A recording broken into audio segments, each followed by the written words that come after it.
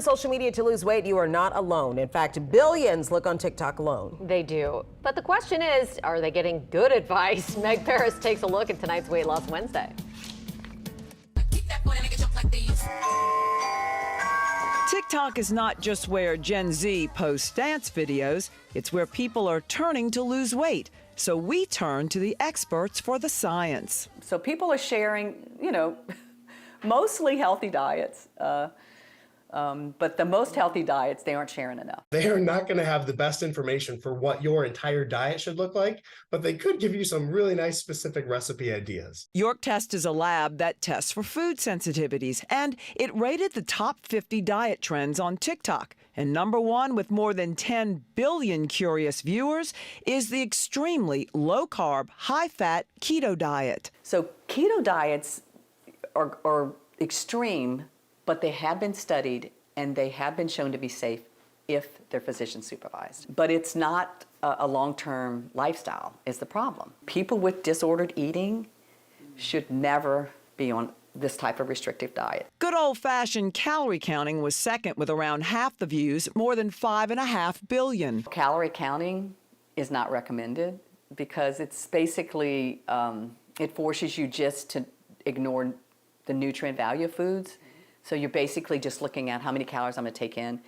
And when you reduce calories and you're focused on only calories, that has been associated with disordered eating. Third is low carb, removing the starchy carb foods like rice, bread, and pasta, but keeping the nutritious carbs like veggies and berries. That helps prevent spiking your insulin, which promotes storing belly fat. Fourth and fifth are vegan and vegetarian, which are good but need a dietitian's advice on where to get good protein. There may be supplements that are going to be highly recommended for you to make sure you get the certain nutrients that you just can't get well out of a vegan diet.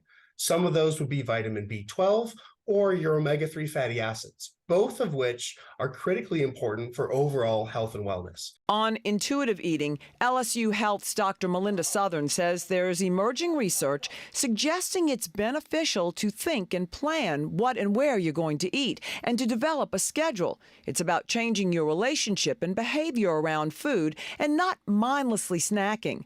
But Dr. Jake May of Pennington Biomedical Research Center says this is not for everyone. That's probably great if you were an always skinny person. Your body is just telling you the right ways to eat.